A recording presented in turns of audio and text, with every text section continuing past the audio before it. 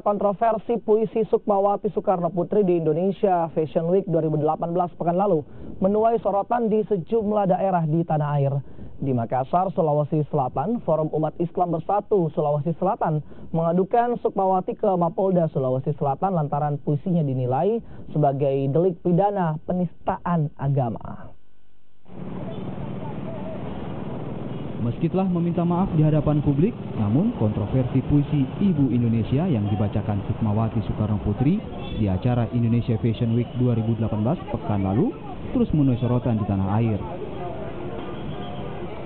Ratusan umat muslim di Makassar, Sulawesi Selatan dari Forum Umat Islam Bersatu Sulawesi Selatan mengadukan Sukmawati Soekarno Putri di Mapolda Sulawesi Selatan Jumat sore kemarin. Mereka menilai puisi dari Sukmawati diduga melakukan unsur delik pidana penistaan agama. Sukmawati dianggap secara sadar mengeluarkan perasaan atau nilai seni di muka umum dengan suatu perkataan yang sifatnya penodaan atau kebencian terhadap ajaran agama Islam yang ia anut.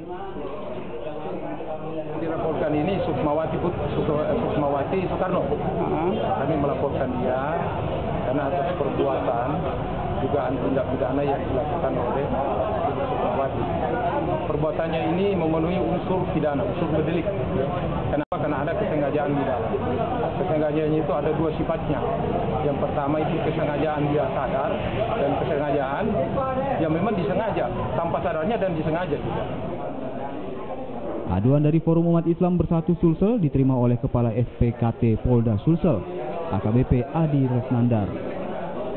Aduan ini selanjutnya akan diteruskan ke Mabes Polri di Jakarta. Arif Tirtana, Kompas TV.